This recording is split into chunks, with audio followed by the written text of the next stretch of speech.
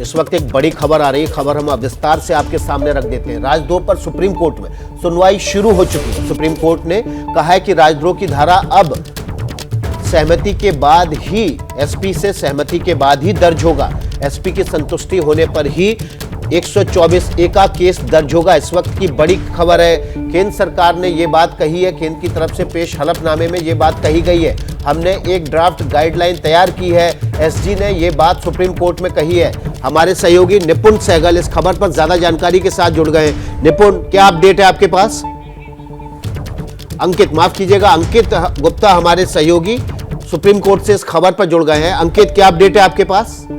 जी बिल्कुल, इस मामले में जो सुनवाई शुरू हो चुकी है और सबसे पहले केंद्र सरकार के वकील सॉलिसिटर जनरल ने अपनी दलीलें पेश करनी शुरू की। जिस बात का आप जिक्र कर रहे थे वही जो कहा गया है कि हमने एक ड्राफ्ट गाइडलाइंस तैयार कर लिया है, केंद्र सरकार ने ये बताया है। लेकिन केंद्र सरकार ने ये भी कहा है कि क्योंकि एक संज्ञेय अपराध है लिहाजा FIR दर्ज करने से तो नहीं रोक सकते, लेकिन यहाँ पर हम गाइडलाइंस जरूर बना सकते हैं, क्योंकि अब हम जो गाइडलाइंस तैयार कर रहे हैं उसके मुताबिक 124A यानी कि राजद्रोह के मामले में अगर कोई केस दर्ज होगा तो पहले उसकी समीक्षा की जाएगी, यहाँ तक कि जो एसपी है उनसे अनुमति ली जाएगी और मामला कोर्ट में जाने के बाद में कोर्ट उन सारे तथ्यों को देखेगी कि क्या वो नियम प्रक्रियाओं का पालन किया गया या नहीं। और जब वहां के स्थानीय एसपी जो है संतुष्ट होंगे उसके बाद ही दर्ज होगा और वो सारे तथ्य कोर्ट के सामने भी जाएंगे कि हाँ अनुमति दी गई थी और उसी के बाद में ये मामला दर्ज हुआ है। इसके बाद में एक सवाल उठा कि जिस तरीके से कल कोर्ट ने कहा था कि क्या तब तक हम सभी मुकदमों को लंबित कर दें जब तक इस पर जो है कोई केंद्र सरकार कोई अंतिम फैसला नहीं लेती। तो सॉलिसिटर जनरल जो कि केंद्र सरकार के वकील हैं उन्होंने कहा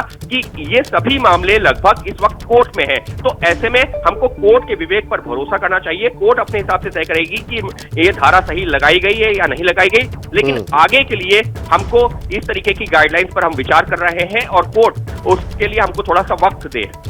जी अंकित, जो गाइडलाइन है वो तो बाद में आएगी, लेकिन आज भी प्रैक्टिस यही है कि कोई भी मुकदमा दर्ज होता है तो एसपी से बिना पूछे SHO मुकदमा दर्ज नहीं करता है।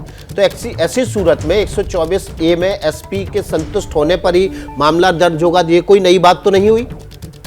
जी बिल्कुल, यहाँ पर जो है ऐसा नहीं है कि जो भी जांच अधिकारी है वो सीधे से ये धारा दर्ज कर सकता है। एक उदाहरण मैं देना चाहूंगा कि कन्हैया कुमार का जब केस आया था, कन्हैया कुमार के खिलाफ जब ये राजद्रोह की धारा लगी थी तो वहां पर जो है उस मामले की सुनवाई जो है 2 साल तक से इस वजह से आगे नहीं बढ़ पाई थी, क्योंकि न सिर्फ जो है वहां पर जो जांच अधिकारी है या फिर जो उसके वरिष्ठ अधिकारी है, बल्कि राज्य सरकार के कानून विभाग की भी अनुमति की जरूरत थी और इस वजह से वो केस आगे नहीं बढ़ पाया था। जब दिल्ली सरकार के जो कानून मंत्रालय ने उसको अनुमति दी उसके बाद ही केस आगे बढ़ पाया था। तो अभी भी ये नियम है कि जो भी जो है संबंधित अधिकारी हैं जिनके पास में ये अनुमति के लिए जाना जरूरी है, जब तक उनकी अनुमति नहीं मिलती तब तक ये जो राजद्रोह की धारा का मामला अदालत में नहीं जा सकता। लेकिन यहाँ पर जो है केंद्र सरकार ये बताने की कोशिश कर रही है, जो लगातार ये आरोप लगते हैं कि राजद्रोह की धारा का गलत जो इस्तेमाल होता है, तो केंद्र सरकार उसको लेकर के एक नए सिरे से नई गाइडलाइंस बनाने की बात कर रही है, जिसमें इन सारे पहलुओं पर विचार होगा और ये बताने की कोशिश की जा रही है कि अगर इस तरीके से अनुमति दी जाती है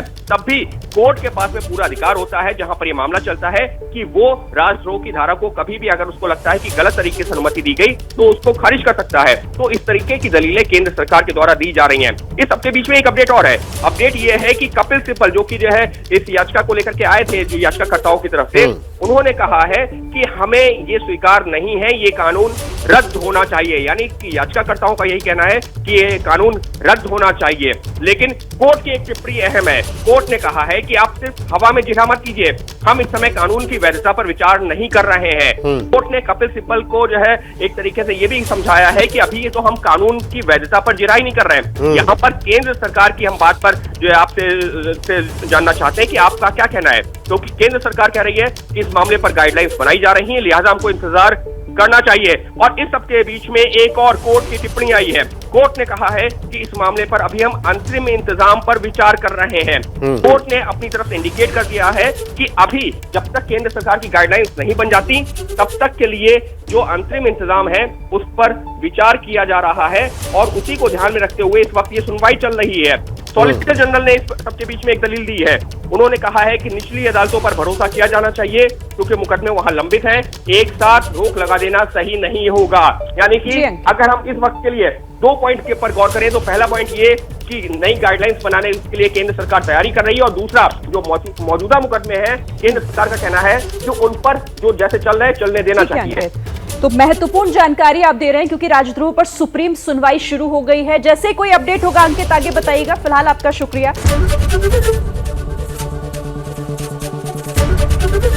एबीपी न्यूज आपको रखे आगे।